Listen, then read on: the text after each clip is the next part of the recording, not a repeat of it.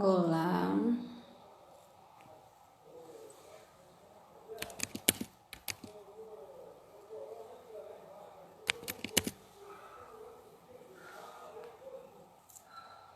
Olá, pessoal. Ei, vamos nós. Ah, chegou. Tudo bem? Tô tendo... Então, estamos aqui na nossa estreia, né, de lives. E tô vendo aí o pessoal já entrando, Renatinha. Tem o pessoal da AMA, tem o pessoal de Manhuaçu. Tem muitas mães, Carla, lá de Manhuaçu, que vão entrar com a gente aqui. Já recebi um recadinho aqui no WhatsApp. Pessoal, para quem não me conhece, enquanto vai o pessoal entrando aí na sala, né? Eu sou Fernanda, eu sou fonoaudióloga, né? Já faz 19 anos que eu tô na fono, né? E sou pedagoga, fiz as especializações, neuropsicopedagogia, institucional, clínica. E, assim, uma caminhada aí de mais de 10 anos na educação especial, né? Trabalhei na PAI, na Walton Batalha, aqui em Carangola. E atualmente, né, não estou mais no sistema público, eu estou aqui na minha clínica, né, no meu espaço, Centro Lira. É uma clínica multidisciplinar. Então, nós temos aqui eu como fono, né, atuo na fono, na neuropsicopedagogia. Nós temos neuropsicólogo, neuropsiquiatra infantil, nós temos nutricionista, terapeuta ocupacional, e a fisioterapeuta. Então, nós somos uma equipe multi e a nossa demanda maior aqui são as crianças com transtornos do neurodesenvolvimento, né? O Centro Lira ficou muito conhecido pelo atendimento assim com os autistas, principalmente. Nós tivemos algumas experiências com 2 colônias de férias, que foi muito bacana. Mas nós atendemos outras demandas também, né? Cada um na sua área atendemos também outras demandas, né? Nos aspectos sensoriais, motores, de linguagem, né? Neurológicos, emocionais. Então a gente atende toda essa clientela. E hoje, né? Em especial, nós pensamos nessa live para a gente poder estar falando um pouquinho sobre inclusão, sobre as realidades na sala de aula, né? Então, é um assunto, né, super polêmico, super recorrente, todo mundo gosta de ouvir sobre isso, tanto os pais quanto os professores. E para isso eu pensei na minha colega, né, na Carla. A Carla, ela vai se apresentar para vocês, mas ela é mãe, né, de 2 pessoas maravilhosas, né, que estão dentro do espectro autista. Ela é pedagoga, ela tem especialização também na educação especial, ela é mediadora e ela vive essa realidade no dia a dia, na pele, né? Então, acho que vai ser uma troca muito bacana nesse início nosso aqui. Carla, fala um pouquinho de você para o pessoal aí que te conhecer. Bom, eu sou a Carla, né? Como a Fernanda falou, sou neuropsicopedagoga clínica, sou professora de apoio no ensino médio hoje, mas eu sou professora de apoio desde 2013, desde os quinto ano fundamental da minha filha. Sou mãe de 2 autistas, uma menina de 21 anos hoje e um menino de 18. Oi, a Nete. A Nete entrou.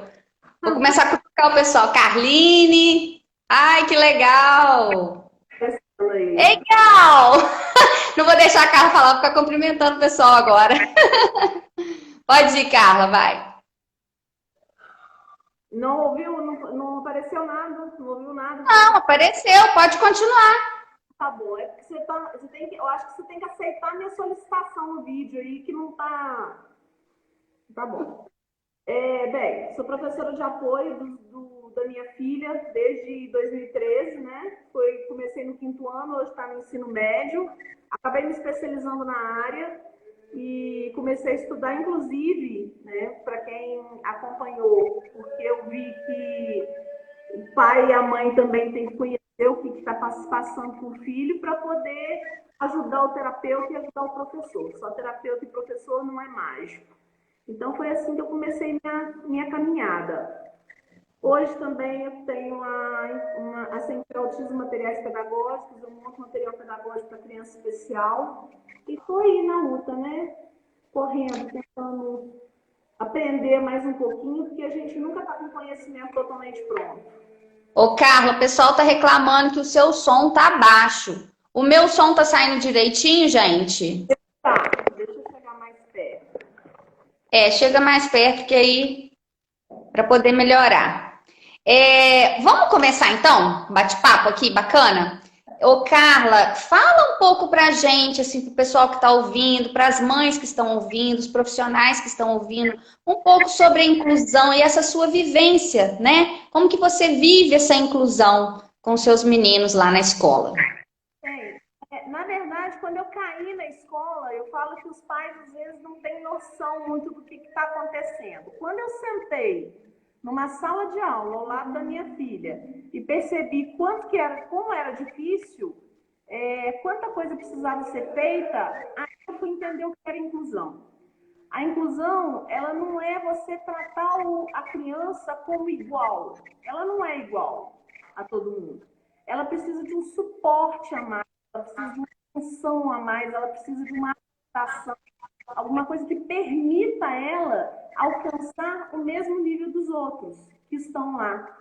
Então, tem uma imagem muito legal que são 3 crianças no muro, as 3 com caixotinhos do mesmo tamanho. Um pequenininho, um médio... Ô, Carla, olha só, o pessoal continua reclamando do som que tá baixo. A Tauana sugeriu você colocar o fone com o microfone para ver se melhora para eles. Tá, vou tentar. Tá perto de você? Tem alguém para pegar, não? Tem sim. Fica tranquila que tem sim. Tá ok, então bora. Eu não vi. Tá aparecendo uma tela enorme aqui do Centro Lira na minha frente e eu não tô vendo o que o pessoal... Não, mas aqui tá nós duas. Não. Pessoal, vocês estão vendo nós duas? Não, pois é. Aí eu não tô vendo o que o pessoal tá falando. Responde aí pra mim. Tá dando pra ver eu e a Carla direitinho? Melhorou? Ah, ficou ótimo. Então agora melhorou. Sim. Acho que o som do meu celular que não presta. Melhorou, então vai. Live tudo pode acontecer. Então acontece o seguinte. Cada criança tem uma imagem que ilustra isso muito bem. 3 crianças numa cerca tentando ver um futebol.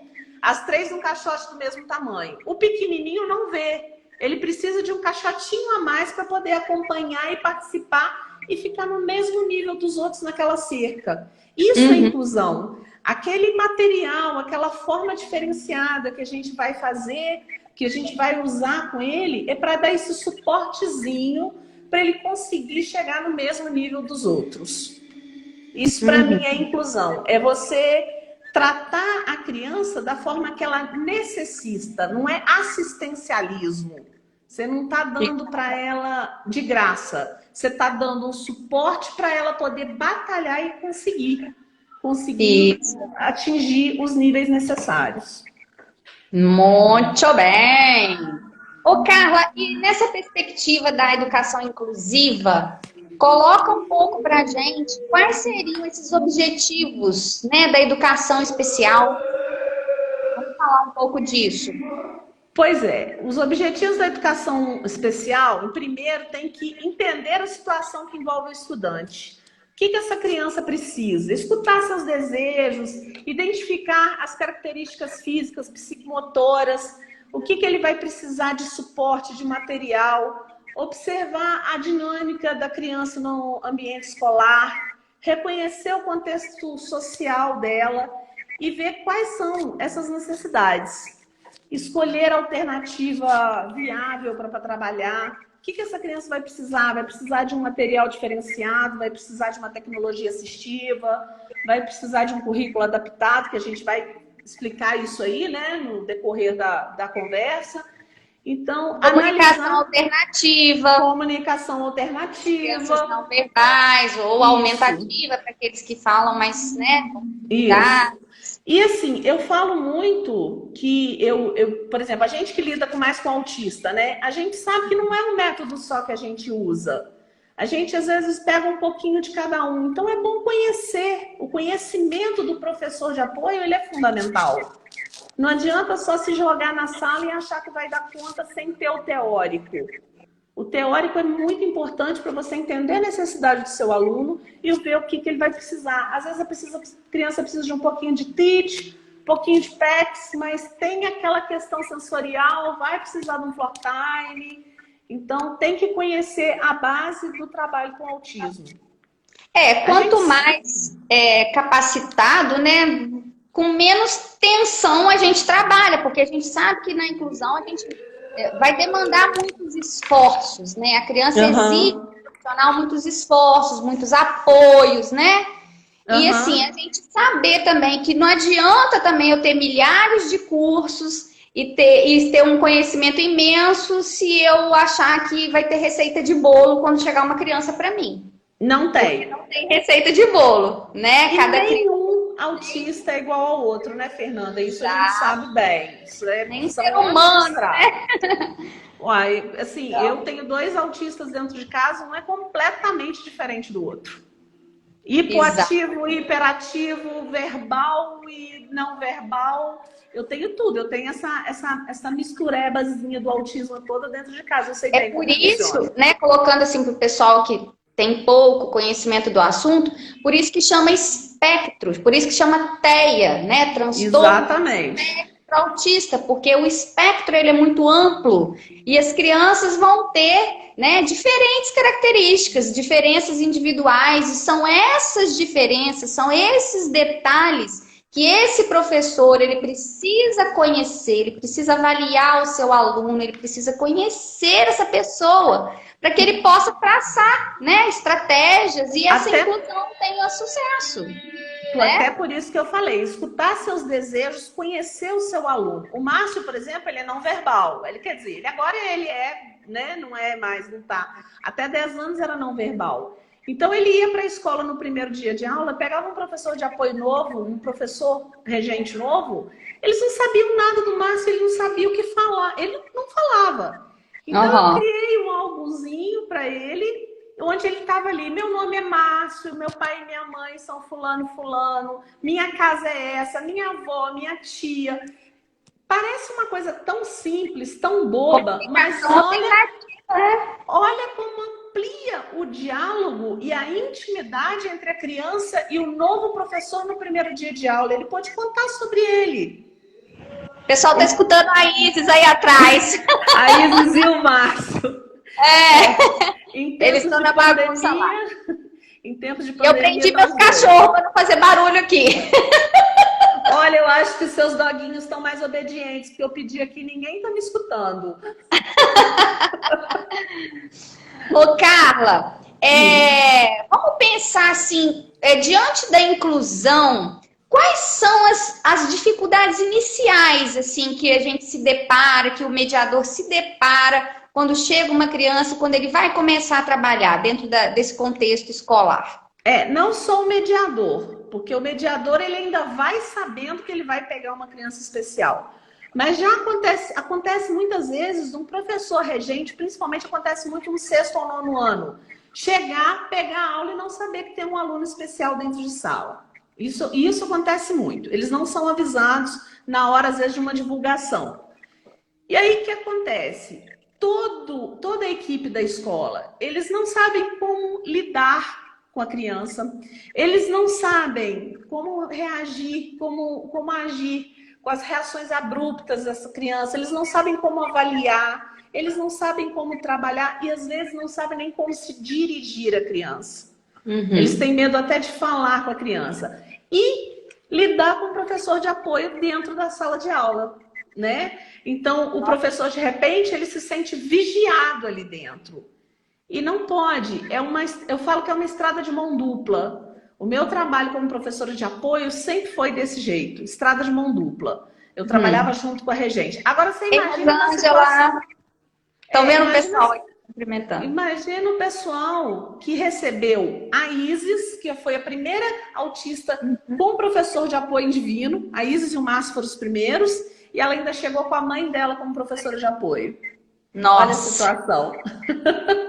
Fica tenso, né? A pessoa se sente gente cobrado só de olhar, né? Não, teve gente que correu de mim. Teve gente no outro ano que não pegou. Depois acabou trabalhando comigo, deu tudo certo, virou amigona. Mas teve medo de mim. Então, você tinha colocado assim, também sobre a resistência dessas dificuldades, resistência desse aluno ficar dentro da sala. Olha, quando eles chegam, tudo é novo, o ambiente é novo, novos cheiros, novas luzes, novas pessoas.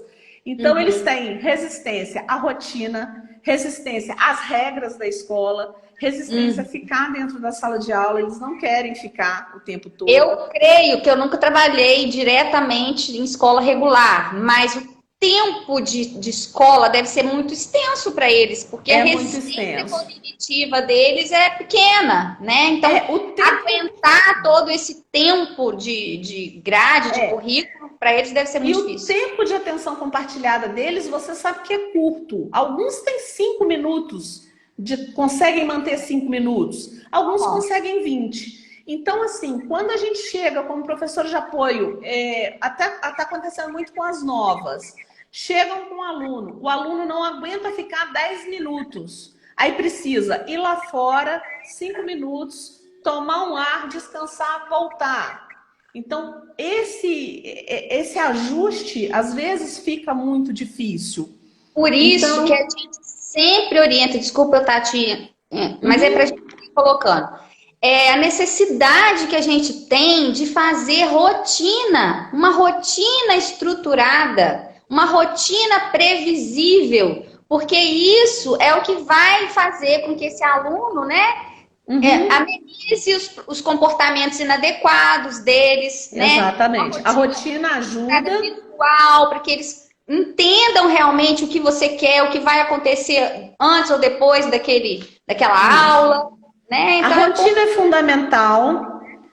E uma coisa que ajudou muito, principalmente o Márcio, que aí você sabe que sempre foi mais fácil, mas o Márcio é o saco sensorial, a sacola sensorial que eu fiz no primeiro dia de aula, quando ele foi para a escola pública. Era uma sacola que ali dentro tinha coisas que ele gostava, isso ajudou, então deu uma acomodada. Mas assim, o que acontece? É uma coisa que normalmente não era bem vista antigamente. Um brinquedo extra, um horário extra, uma atividade diferenciada. Hoje em dia, eu acho que as pessoas, assim, os profissionais da escola já estão entendendo a necessidade dessa flexibilização, né, para poder servir de ajuste. Isso é para sempre? Não. É para o ano inteiro? Definitivamente não. Mas ajuda na acomodação dessa criança para ela ir se adaptando. Se ela lancha, se ela chega na escola, daí a meia hora ela quer lanchar, no segundo dia ela pode esperar mais 5 minutos. No terceiro dia, quarto dia, ela pode esperar mais 10 minutos até chegar no horário certo de lanchar com todos os amigos. Tem a história do Márcio, né, que eu conto muito essa história em palestra, que o professor, ele chegava, lanchava, e o professor se incomodou com aquilo e falou assim, mãe, eu vou ter que cortar que os outros meninos querem lanchar. E na época eu também não tinha conhecimento. Cortou e o Márcio não queria mais ficar na escola. Nossa. Então, depois que eu fui estudar, que eu fui entender os porquês e os praquês, eu fui entender que essa flexibilização é feita aos poucos. Sim. Então, né, o tempo na sala de aula, se ele começa ficando 5, 10 minutos, na próxima semana ele pode ficar 15 para depois ter o descanso. Então, deixa eu fazer um parêntese aqui. A importância que nós, profissionais, que estamos diante da inclusão, né, se tiver uma equipe que acompanha esse caso, da gente exatamente prestar atenção, né, nesses comportamentos e a gente saber, gente, que a gente erra muito mesmo com eles, porque não é fácil mesmo, desafiador. Inclusão é desafio. Então, a gente tem que ter realmente um conhecimento amplo, a gente tem que observar, a gente toma, né, uma atitude e determina, né, uma situação como essa que você está falando do lanche, e aí a gente vê que não dá certo, então a gente tem que retomar e pensar em uma nova estratégia. Essa flexibilidade, né, nós que somos profissionais, nós temos que ter. E às vezes a gente se depara com colegas muito inflexíveis, diante de um quadro de diversidade, diante de um quadro de desafio. Nós temos que ter essa flexibilidade, né? Saber que o erro faz parte mesmo, né? E que a gente acaba sofrendo junto com os meninos, mas a gente é sempre em busca de dar o melhor para eles.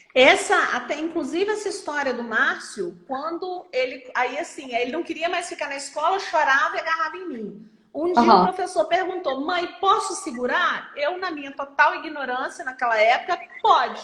Ele ficou 6 meses sem pôr o pé na escola. Depois, quando ele voltou, quando eu consegui que ele entrasse na escola, nós começamos a fazer o horário flexível. Eu buscava na hora do intervalo. Depois eu fui buscar mais tarde um pouquinho, até chegar ele ficar o horário integral na escola. Então, olha o problema que deu. Naí, gatona, Naí chegou! Achei que você não ia vir, amiga. Vai, cara. Aí, olha quanto problema por causa de uma simples decisão, de uma simples imposição. O pensamento deles é inflexível. Para mudar como é que fala? Um hábito de um autista, alguma coisa, você não pode ir na marra. Você tem que ir aos pouquinhos. É isso aí.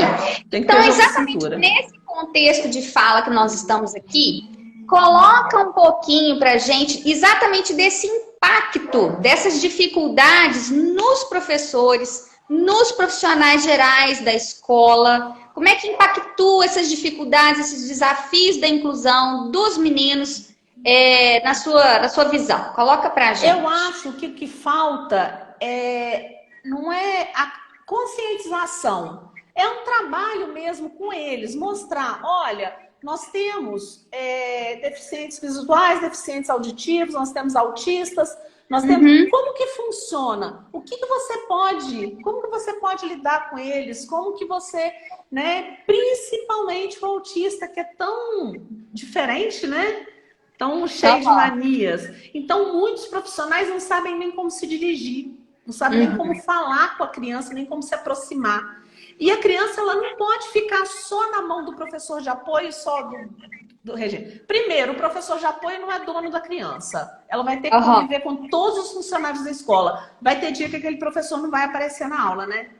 Todo mundo fica doente, todo mundo tem dor de barriga, não tem jeito. Então, quando essa criança estiver na escola e não tiver o professor de apoio, como que ela vai lanchar? Se o pessoal da cantina não souber como lidar com ela. Então, eles... todo mundo tem que entender o que se passa ali. E a gente sabe que o autista tem uma outra questão também. Se um conceito, aí já é questão de ensino, se um conceito lá atrás não foi aprendido, como é que ele vai avançar numa matéria? Então o professor regente tem que entender como que funciona esse cérebro também, saber como que ele pensa.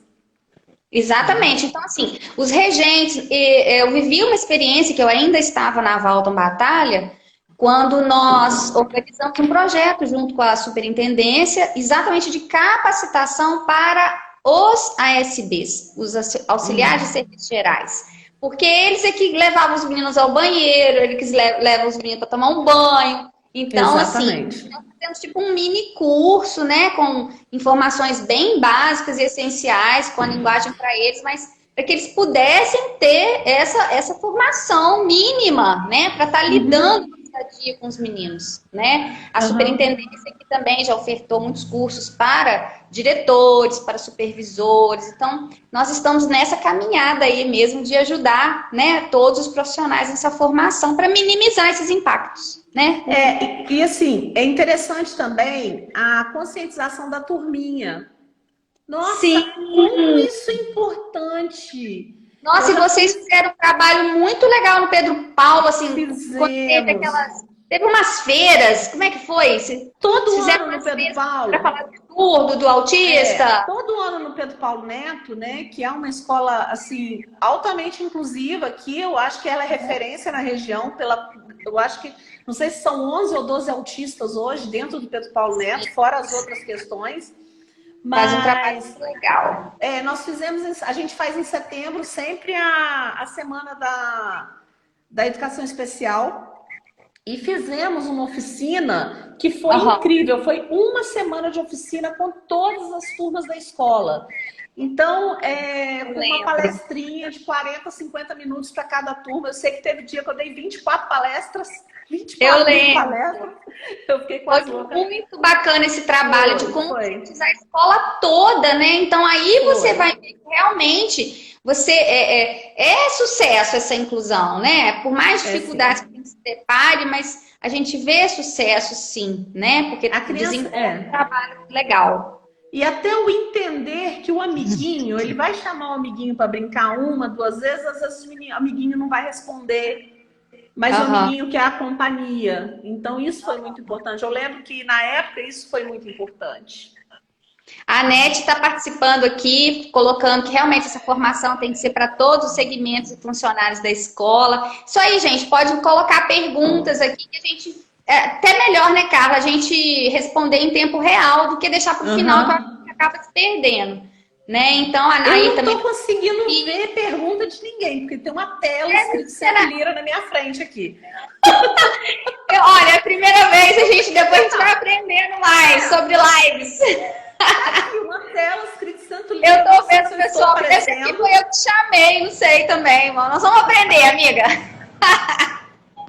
Você olha as perguntas e me passa.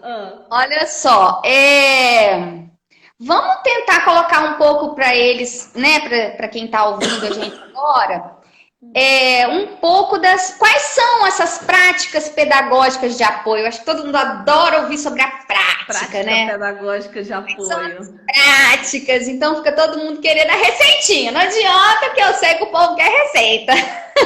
Mas assim, falar um pouco disso, né? Do que a gente pratica que dá certo, com quem que dá certo, que horas que dá certo, por que dá certo, né?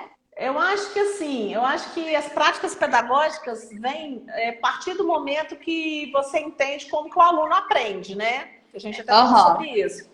Como que um aluno com dificuldade aprende. Então, assim, você vai criando seus métodos em cima daquilo que você percebe. O aluno autista, ele aprende por previsibilidade.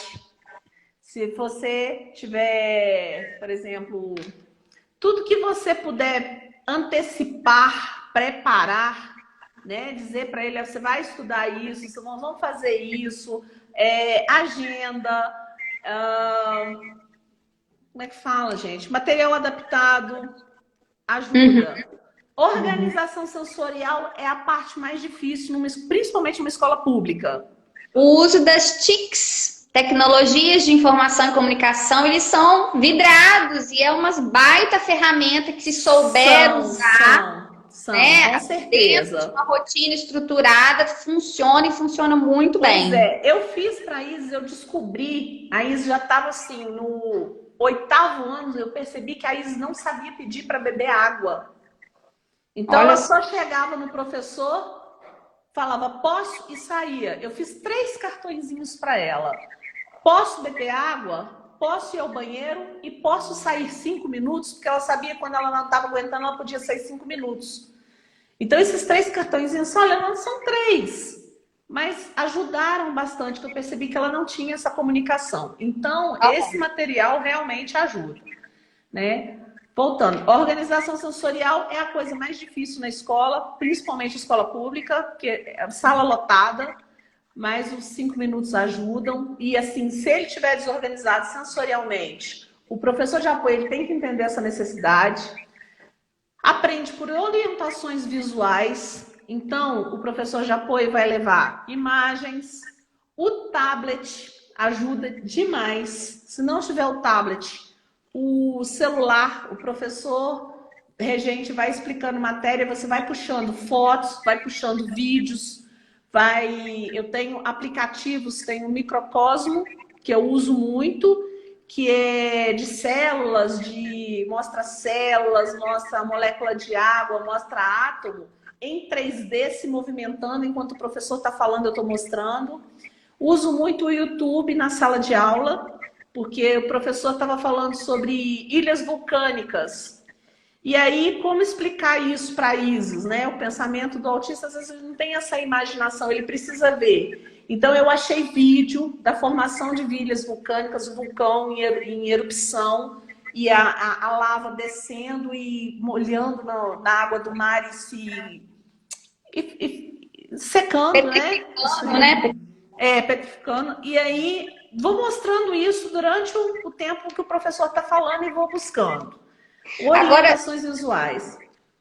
Só um parêntese aqui mais uma vez. Para a gente colocar a importância que as escolas, né? A necessidade que as escolas teriam de ter uma equipe multidisciplinar, né? Então, assim, felizmente, assim, aqui, por exemplo, em Carangola, só a Volta Batalha, que é modalidade de educação especial, que tem uma equipe que faz todas essas orientações. Porque, igual, por exemplo, você estava falando aí das orientações sensoriais. Então, como que o professor vai fazer isso sem ter um terapeuta ocupacional para fazer as orientações, né? Com relação à comunicação alternativa, tem que ter a fono para poder orientar. Então, as escolas que não têm essa equipe multidisciplinar, que é a grande maioria, o ideal é o quê? É ficar atento aos relatórios que nós, enquanto equipe multidisciplinar, encaminhamos para as escolas. Então, para as crianças que têm acompanhamento terapêutico, né? Mas a maioria tem. Então, nesses relatórios, a gente faz essas orientações. Então, pelo menos, já que, né, eu não tenho o profissional dentro da minha escola, que pelo menos eu fique atento a essas orientações, ter acesso, gente. Quantos professores, colegas que a gente vê que não têm acesso aos relatórios? Eu falo, mãe, as mães terem a consciência de levar esses relatórios para que os professores tenham acesso a esses documentos, né? Porque ali vai conter orientações para esse professor, dentro das diversas áreas e modalidades, né? É verdade. Dos meus meninos é sempre arquivado como é que fala? Na pasta escolar. Quando eu faço um relatório para o meu paciente, a primeira coisa que eu oriento a família, leva o relatório, faz uma cópia, leva para a escola. O professor tem que ter acesso a essas informações, tem orientações diretas para eles aqui relacionadas ao caso. E não é só de autismo. Os casos de transtornos de aprendizagem, dislexia, que a gente, né, levanta aí. Tá pipocando nas escolas, né? Pois é. Então, assim, tá pipocando. TDAH, né? Todos os transtornos aí. Dislexia, disgrafia, desortografia, TDAH, deficiência intelectual. Nossa, Tatiane entrou, a Nete, o povo tá animado aqui, Carla. A Tauana tinha falado para você sair e entrar de novo, que talvez você fosse ver. Mas eu tô com medo de você sair. Não vou sair não, que eu não vou correr risco. É melhor que a gente correr o risco de fazer bobagem aqui e perder a live. Mas vamos lá. Acho que o pessoal tá gostando aqui. Vamos falar agora dos projetos. Eu acho que a gente podia só complementar essa questão de como que o aluno aprende primeiro. Porque faltou umas coisinhas, né? Então, orientações visuais, a rotina. Então, tudo que puder usar, agenda, aquelas tabelinhas. Hoje tem aula de português, de inglês, de história, por rotina. Informações concretas. Nada, assim, o abstrato, para eles é muito difícil. Eu trabalhei com outro autista e ele teve que ler um livro que tinha assim, um pé de chiclete no meio da escola. Aí, uma das perguntas era, o que você faria se nascesse um pé de chiclete no meio do pátio da sua escola? Ele falou assim, mas isso não existe, tia. Eu falei, mas o que você faria? Tia, mas isso não existe. O abstrato para eles é muito difícil, né? Aprendizagem sem erro é extremamente importante. Aprendizagem sem erro, muitos professores regentes às vezes não entendem. Mas você não pode deixar o autista errar. Porque se ele errar, ele aceita o erro ele entende o erro como acerto. Então, durante o tempo que você está trabalhando com ele, como ele dispersa muito fácil, o tempo de atenção é muito curto, você não vai deixar ele ficar procurando no texto a resposta. Você vai pegar a pergunta e você vai entregar a resposta explicando para ele aquela resposta. Na prova e no teste, não. Ele já tem que ter entendido e absorvido aquele conceito. Mas não deixar errar. Né? E repetição. Não adianta fazer uma atividade adaptada só. Chegar com uma pastinha sobre um tema. A aula é História do Brasil. Você chegar com uma pastinha, um trabalhinho só. Você tem que fazer vários e repetir aquele assunto várias vezes. Ele aprende muito bem por repetição. Carla, a gente tinha certeza que essa pergunta ia chegar e ela acabou de chegar. Ela Jaque. Oi, Jaque. A Jaque Calegari, mediadora. Laiara entrou. Ela tá pedindo exatamente uma diquinha com relação ao distanciamento social. A gente sabia que a gente ia ter que falar sobre isso aqui, né? Principalmente em relação aos autistas, as crianças mais graves. E aí? O que a gente pode colocar para o pessoal aqui? Pois é, eu como professora de apoio, eu estou numa semana muito estressante, porque como que a gente vai lidar com isso? Márcio e Isa, nem se eu pregar a bunda deles no sofá com super bonder, eles não vão assistir a videoaula, né? Então, assim, desculpa. A professora de apoio do Márcio, da Isis, já começou a me mandar material para fazer. Mas eu sou uma das mães que vai fazer. Então, gente, nós estamos vivendo uma situação inédita. Inédita para todo mundo, né? Nós estamos passando uma situação complicada. Na verdade, eu até esqueci de te perguntar, já começou a aula aqui no estado? Acho que ia começar hoje. Começou aula online. Começou ontem. Eu já entrei em contato com 3 professores ontem e já peguei o que eu vou ter que trabalhar. Oi, Bruno! Esse ano eu estou trabalhando com o Márcio, eu não estou com a Isis, né? O que foi bom por uma questão de contexto, porque o Márcio presta atenção em mim. A Isis, dentro de casa, ela não vai prestar atenção, mas vai prestar atenção na Lísia, que é a professora dela. Então foi bom. E nós estamos lidando, por falar em contexto, Fernanda, isso aí eu garanto que você vai concordar comigo.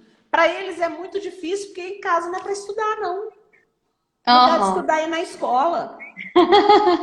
E aí, como é que faz? Vai ser complicado. São ajustes, os professores... São adaptações, vai ser o tempo. Então, como vai ser difícil para as crianças típicas, vai ser difícil também para as crianças dentro do espectro. Exatamente. E como está sendo difícil para os professores também, né? Os professores, eu sei que tem gente até com dor de barriga.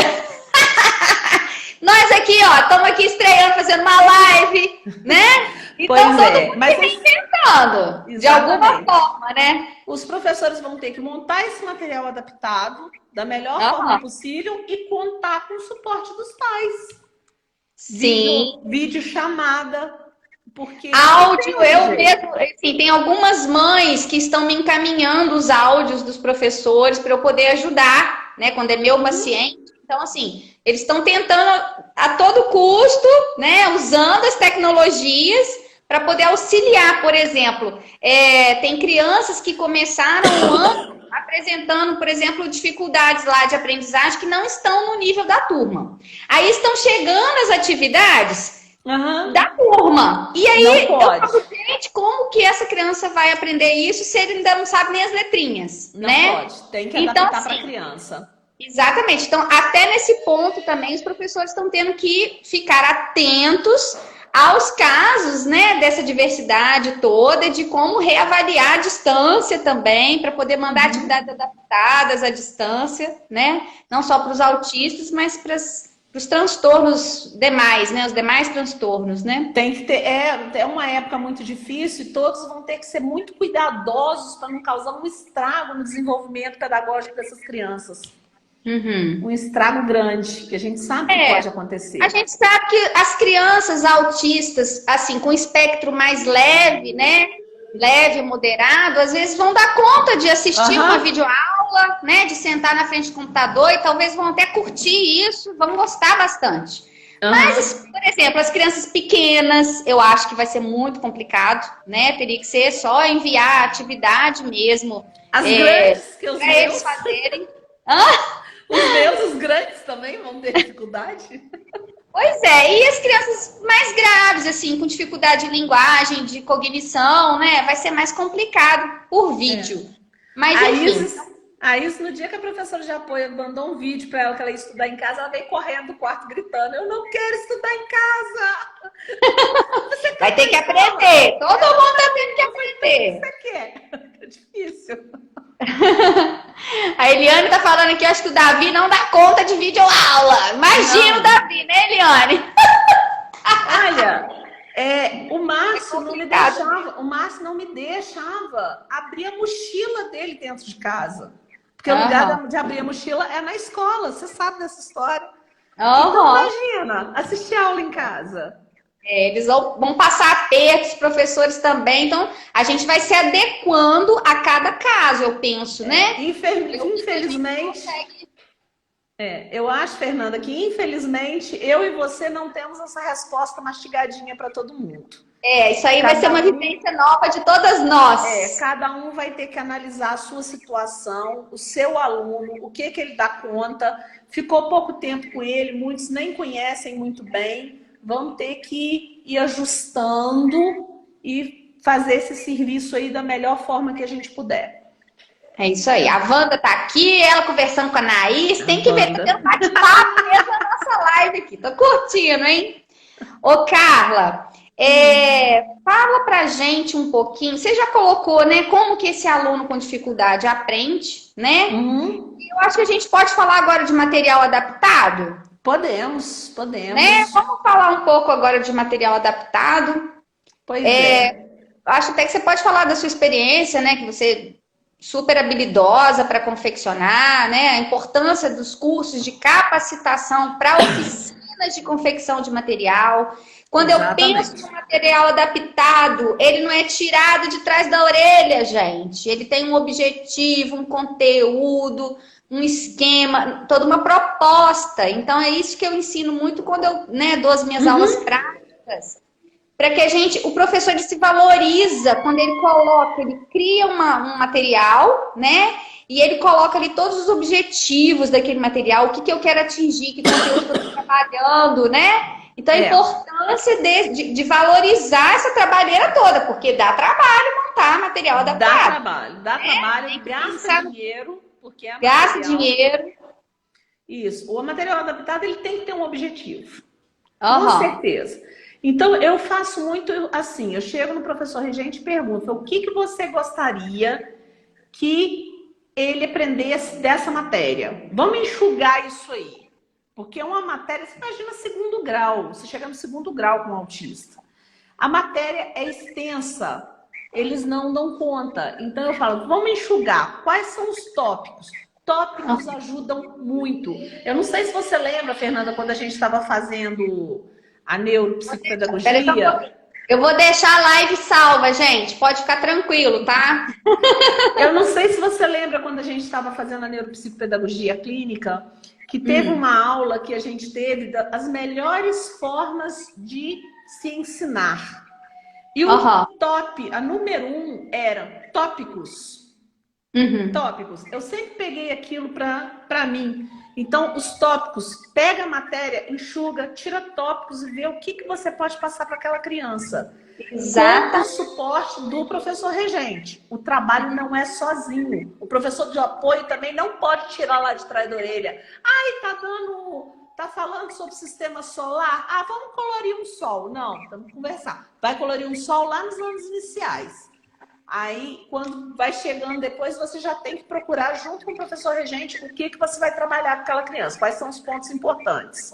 Como você tinha falado, né? Tem que fazer sentido para essa criança. Tem que fazer sentido. Nada adianta adaptar nada. É uma história, né? De estudar Dubai, sendo que a criança nunca saiu de Divino. Não sabe, não tem, às vezes não tem uma internet em casa. Então, você tem que ver a realidade da criança. Para a realidade de cada criança, né? Até quando a gente vai fazer aquele alfabeto funcional, não adianta ela colocar assim, A do suco AD. O menino nunca bebeu esse suco na vida. Nossa, isso acontece, né? Isso acontece. Muito. Coloca A de arroz, que arroz ele vê todo dia, né? Então, pensar nessa realidade da criança, né? O contexto real. Eu trabalhei na Valton, são crianças muito carentes, né? Então, o material tem que ser simples, de acordo com a vivência, com a realidade dessa criança, que faça sentido para eles, né? Porque como diz, o conhecimento dela, às vezes, está limitado. Você vai abrir essas portas para ampliar esse conhecimento. A partir do momento, se você for apresentar para ela o A do ADES, você vai levar uma caixa de suco ADES para o menino ver o que é. Exatamente. Né? Material concreto ajuda demais. Né? Aqui no Pedro Paulo Neto, a gente tem uma sala de recurso que ajuda. Nossa, é incrível. Tudo a gente tem acesso ao material da sala de recurso. Então, material dourado, peças de madeira geométrica, sabe? Ajuda demais durante uma aula. Ajuda demais. Uma aula de sólidos geométricos, por exemplo, uma vez eu fui na sala de recursos, peguei uma caixa que tinha tudo para poder trabalhar. Não é só ficar no papel. Para eles, você tem que pegar o concreto. A gente pensar também que não adianta só preparar, porque às vezes a pessoa é muito habilidosa, né? Aí ela vai lá, um material lindo e maravilhoso. Você tem que conhecer que estrutura de trabalho que você vai oferecer para essa criança. Exatamente. Né? Então, esse material, igual você trabalha, né? A gente usa muito esse material no velcro, né? Adaptado, porque ele dá uma estrutura para a criança de como ela vai pegar, de como ela vai colocar, de como ela vai parear, né? Exatamente. Então, saber também aplicar o material que eu criei. E tem, assim, essa questão da estrutura do material, de você escolher o material, é muito engraçado, porque quando eu comecei a trabalhar com a Isis, ela começou com material dourado, né? Somando duas pecinhas de um lado, o símbolo do mais, duas pecinhas do outro igual. Com o tempo eu consegui mudar para um número, o sinalzinho e duas pecinhas. Eu procurando pecinha para usar, arranjei aquele jogo Resta 1. Tirei aquelas pecinhas, falei, top, vai dar certinho. Na hora que colocou aquilo na mesa, a pecinha rolava para um lado, rolava para o outro, a menina ficava uma fera. Que o troço rolava, caía no chão. Aí eu consegui peça de bijuteria, dessas que um lado é chatinho para colar. Nossa, foi o paraíso, acabou. Ela fazia pontinha, a pecinha não rolava. Então até o material que você vai manusear, você tem que ver se ele não vai se regular a criança. Tem que ser tudo pensado nos detalhes, né? Por isso que é desafiador, né? Porque são detalhes que você vê. Pensou num jogo que, por conta da motricidade, deu tudo errado e falhou. Deu tudo errado. Frustrou a criança, saiu tudo pela culatra, né? Eu quase fugi da sala. E assim, uma coisa muito importante para os professores regentes entenderem.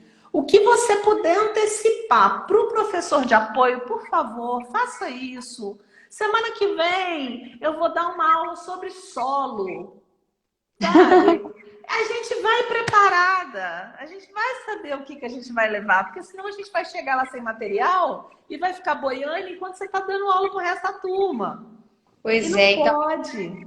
Esse também é um dos grandes desafios da inclusão. Né? Esse trabalho conjunto do mediador e do regente é importante. Exatamente. No processo da inclusão. Então a gente de mão dupla. Briga, né, com conflitos, né, desses profissionais, e não é o que a gente precisa, isso só vai dificultar mais as coisas. É porque né? Se eu chegar no dia que tiver aula sobre o solo, com tudo bonitinho, material para trabalhar, ótimo.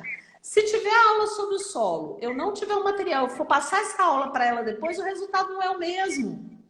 Ela não pegou o momento. Todo aquele contexto, com a turma, com o professor falando, ele se perdeu, porque a próxima aula pode ser outro tema.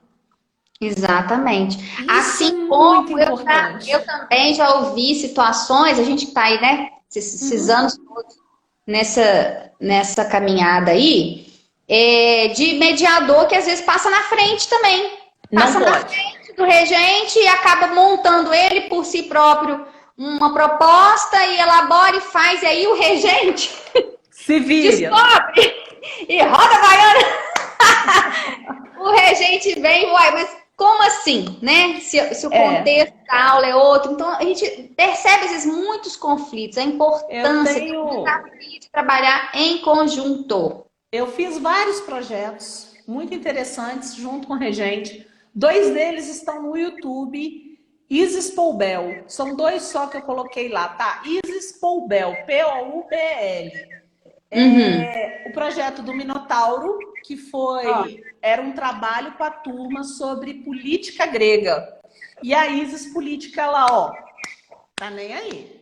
Então a professora regente falou para a Isis procurar um mito e ela ia montar um teatro na sala de aula com esse mito. Deixei ela correr atrás. Ela foi, buscou os vídeos, abriu um monte, falei que ia dar tudo errado.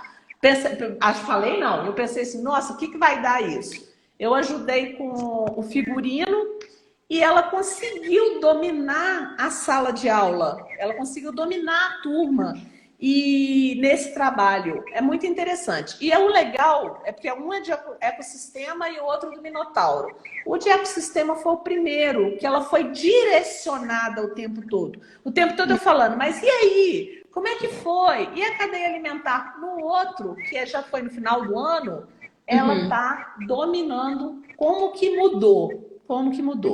Mas isso foram projetos que o professor passou. Vamos fazer isso? Vamos. E eu virei professor que dia? Que aula? Vamos montar? Quem ganhou a nota foi a Isis. A turminha que fez teatro com ela, ninguém ganhou. Teve que fazer o trabalho sobre política. Então tem todos os contextos. Teve um professor também que eu achei o máximo, que a Isis estava precisando de estímulo na matemática. Então, no final da aula, os últimos 15 minutos, quem terminasse as atividades direitinho, podia jogar um jogo de tabuleiro com a Isis, relacionado à matemática. Então, olha a importância disso. Então, a turma... Né? Essas crianças funcionam muito bem diante de um reforço positivo. Então, essa é uma das estratégias também muito utilizadas, né? Que é o reforço, seja ele de brinquedo, seja um reforço social, que é você fazer um elogio, bater palma, comemorar, seja até um reforço de alguma coisa de comer, né? Em casos, às vezes, que a criança responda bem. Então, você tem que analisar também. Mas o reforço é também uma das grandes estratégias, né? Das maiores estratégias. E um dos maiores perigos, né, Fernanda, quando é dado reforço negativo. Pois é, então a gente também tem que saber, né, saber aplicar o reforço. Acabou. Exatamente. Né, saber aplicar. O reforço negativo é um perigo. Às vezes o menino tá gritando, aí eu falo assim, não, dá uma bala pra ele que ele vai parar de gritar. Pronto. Acabou. Fez de forma errada. Então a gente tem que estudar muito, tá, minha gente? Pra gente não fazer bobagem, não complicar ainda mais a nossa vida e a da criança. Né? E o material tá aí, você tem como pesquisar. Hoje em dia tem a internet, né? Temos cursos, muitos cursos. Né? Então, aproveita esse tempo em casa, vai fazer uns cursos online. Hein, Carla, vamos assim, a gente está finalizando aqui a nossa live. A gente faz aqui a última pergunta. Eu acho que depois você pode, né, falar um pouquinho aí do Sentir Autismo. E a gente parte aqui para os agradecimentos. Estou faltando aqui 5 minutos. Passa rápido. Passa rápido, né? Foi até legal. É muita questão. É muita questão. Nossa, se deixar, a gente bate papo aqui um tempão, dá suco, né? O dia inteiro. Vamos colocar assim para a gente tentar fechar esse momento nosso, a realidade, né, da inclusão que você viveu esses anos todos aí com os meninos, né? A realidade dessas adaptações, o que funciona, o que não funciona, né? Para os professores. Então, assim, como o nosso título, né, falando sobre a realidade, né, da sala de aula, coloca um pouco pra gente, assim, da sua vivência, da sua experiência, o que você enxerga dessa realidade da inclusão nesses tempos que nós estamos agora. Assim, a educação especial, apesar de 2000 e... Eu tenho tido mais ênfase desde essa lei Berenice Piana, né? Tá tendo mais visão. 2012, dezembro de 2012. Isso. Então, assim, nós somos pioneiros. A nossa estrada ainda está curtinha, a gente ainda está aprendendo, ainda tem muita coisa ainda para passar, muito ajuste para fazer. Aham. A inclusão, ela funciona,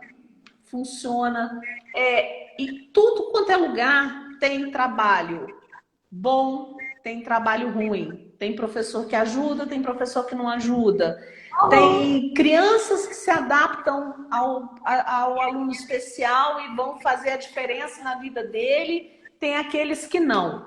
Mas o meu maior desafio, eu acho, foi, para mim, foi de 2 anos passado para cá, foi a adolescência do aluno especial na escola. Isso aí é uma coisa que me preocupa muito.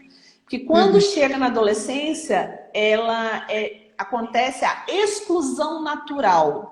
Não é a exclusão intencional. Porque se você tem um amigo, você chama ele para tomar cerveja uma vez, você chama 2, você chama 3, ele não foi, você não quer mais chamar. Então, quando chega na adolescência, não só Márcio e a Isa aconteceu com eles, eu vi de perto, mas eu vi com todos os alunos especiais do ensino médio. Isso é um desafio muito grande. É uma barreira que, sinceramente, eu fico pensando como quebrar essa barreira.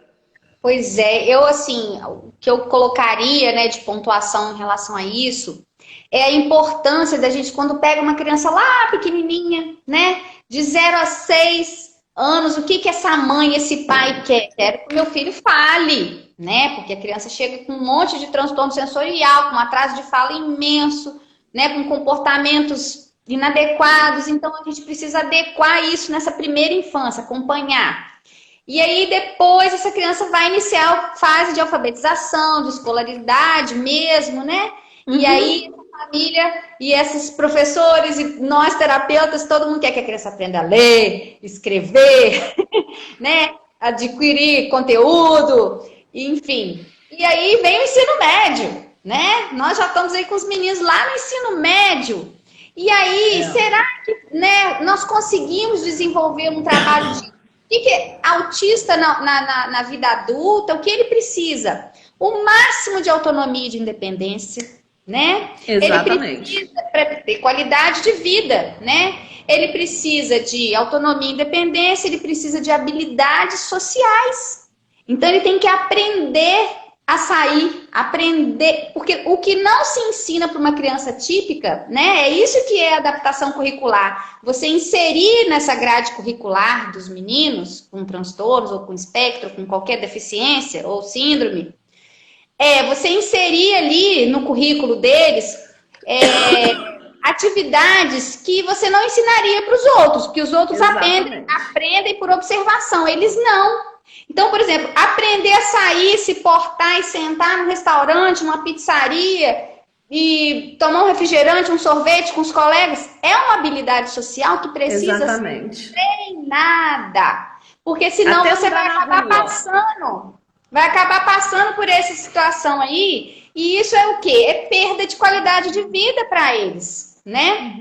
É perda de qualidade de vida. Eu falo que o nosso maior desafio é você, porque todo autista tem um foco de interesse. Tem aquilo que ele gosta muito.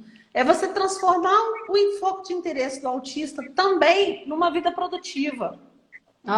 É engraçado. A gente que é mãe, que a gente vai passando pelas fases, cada fase que você passa, vem um novo desafio.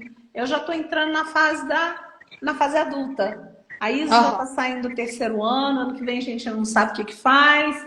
Então vão aparecendo novos desafios. E essa vida produtiva, acho que a maior preocupação dos pais é que eles não fiquem sozinhos. Né? É verdade. E isso me assustou muito no ensino médio. Eu vi que eles ficaram sozinhos. E não foi só eles. Não é uma reclamação minha. É uma situação que eu vi acontecer com vários. Né? Então, isso aí é um desafio para o futuro. Vamos nós aí pensar, né? De que forma pensar o que fazer. Ô, Carla, a gente está encerrando aqui, acho que está terminando o tempo mesmo.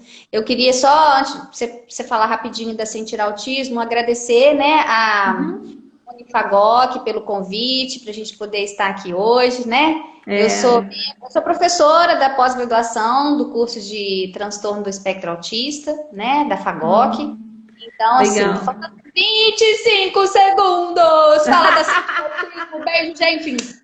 Sentir Autismo no Instagram, Sentir Autismo Materiais Pedagógicos. E tem a minha página no Facebook também, que é a Sentir Autismo, que tem vários textos dos meninos, vários, você sabe, tem muita coisa lá para quem quiser ver as histórias de escola, histórias deles, do crescimento, que é interessante.